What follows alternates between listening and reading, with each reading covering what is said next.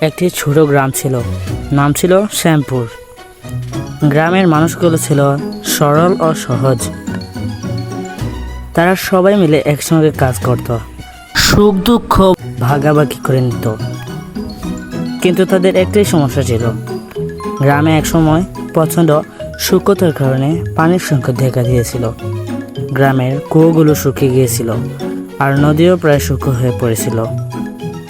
গ্রামের প্রধান বৃদ্ধ করিম চাচা বলেন, আমাদের এখনই কোনো সমাধান বের করতে হবে, না হলে গ্রামটি ধ্বংস হয়ে যাবে। সবাই মিলে অনেক আলোচনা করলো, কিন্তু কোনো কার্যকর সমাধান খুঁজে পেল না।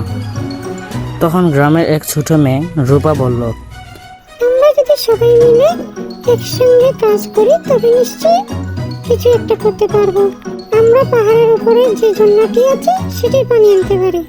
প্রথমে সবাই একটু অবাক হলো, তবে ভাবলো রূপার কথায় যুক্তি আছে।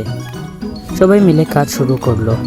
দীর্ঘ পরিশ্রমের সাথে পাহাড় থেকে গ্রাম পর্যন্ত একটি ছোট খাল তৈরি করলো।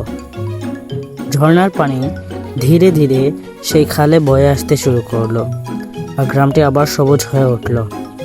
শ্যামপুরের মানুষ বুঝল, একতা ও কঠোর পরিশ্রমের মাধ্যমেই সব সময় সমাধান করা সম্ভব। রূপার বুদ্ধিমত্তার কারণে গ্রামের মানুষ ঐক্য তাদের গ্রামকে নতুন জীবন দান দিল।